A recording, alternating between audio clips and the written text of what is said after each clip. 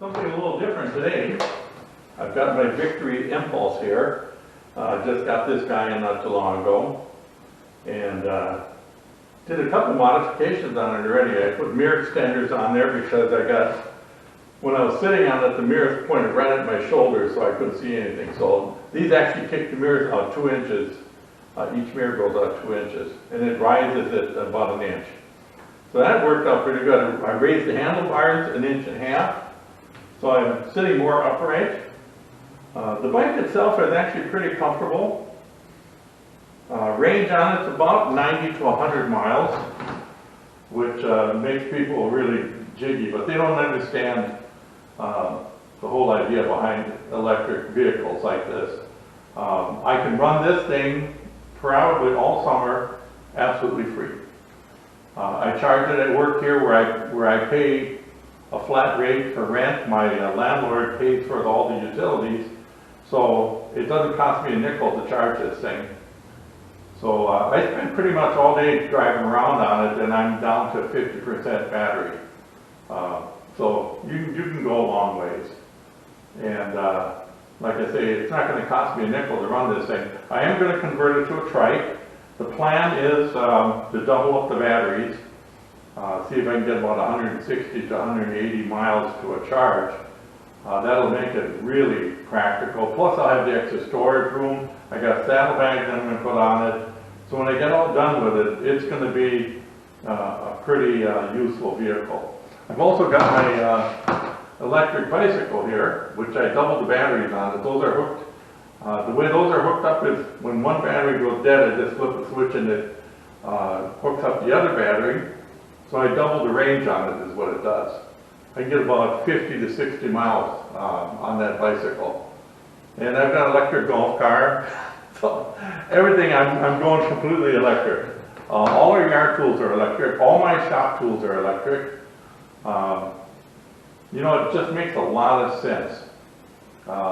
Here's a little thing I'll do a description here on why the electrics make so much sense. Okay, so I've got 2 drills here. I've got this cordless, battery-operated drill. I've got a quarter drill. This thing is full of dirt, probably a 1/16 of an inch thick of dust on here. I have not used this in 4 years. It's been sitting over here for 4 years, totally unused, because it doesn't make sense to use it. This is so handy. I have all battery operated tools in here, impact wrenches. I have a 3/8, a 1/2 inch. I got 2 drills. I've got a angle grinder and a couple other tools here that are all battery operated. The only quarter tools I've got in here besides my welders is I do have an angle grinder that I use a lot, and it makes sense that that one is corded. Here's the thing. This drill here is great if you're going to drill 1,000 holes or drive 1,000 screws in a deck or something.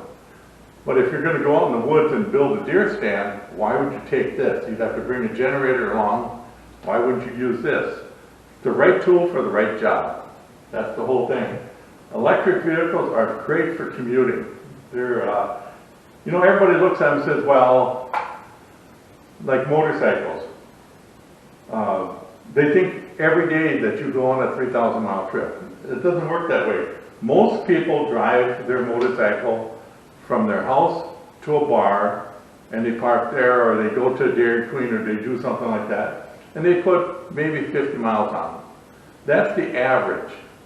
And when you're going to go on the long trip, 300 to 1,000 miles or more, then you take a different bike. That's the whole thing behind this. Is 90% of the time, this is perfect. That other 10% of the time, you got to take something that runs on gas. You know, it's just the way it works. So again, it's the right tool for the right job. Put these things away. So that drill, that drill's going to collect some more dust, because, in fact, I actually thought about really taking that drill and throwing it away, because it's here and it's in the way, and I never ever use it. So it doesn't make any sense. You know, this electric bicycle is awesome. I take that, when we go camping, I take it down the bike trails. And, you know, I'll put 30 or 35 miles on that thing. And you get your exercise and all that, but it's just so enjoyable to ride that rather than just grunting away. You know, it takes a lot of the stress out. And it's just fun to drive. This thing's a blast. This is just a lot of fun to drive. So I'm really glad I've got it. It's only got 900 miles on it now. So, you know, it's basically a brand new machine. They were selling these originally for $29,000. And when Victory closed up, which is 2016 is when Victory decided to pull the plug. So they didn't do these anymore. This actually is a Bramo. Bramo was a battery company. They sold the battery division to Caterpillar. And I don't know, I think the deal with Polaris was they bought the rights to it to rebrand it. I don't think they actually bought the company. I don't know. I don't have any inside track on that. But at any rate, the 2013s to 2016s are the only models, you know, so they only have 3 years. They're basically the same. I had a 2013, and I think the only thing that was different is this was carbon fiber, and the back fender was carbon fiber, and these were silver. Basically the same though. It's got a 105 volt battery. I think the motor is 55 horse and it puts out 55 foot-pounds of torque.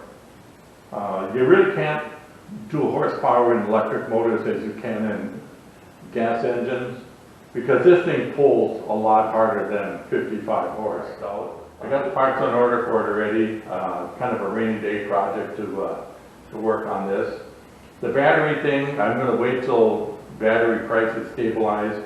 I'm going to be using lithium iron phosphate batteries because they don't catch on fire.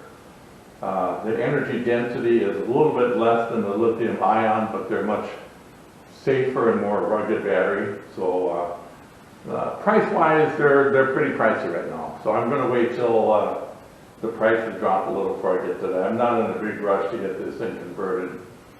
But I do want to get it converted so I can drive it as a trike. It's really kind of, you wouldn't understand this unless you drove SportTrikes, but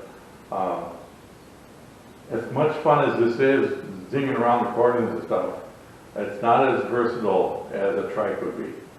Triked out, it's going to be much more fun. But it's plenty fun the way it is. I'm actually going to put a car tire in the back.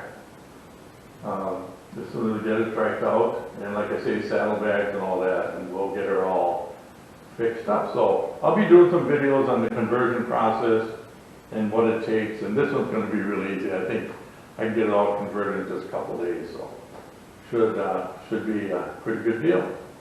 We'll keep you up to speed.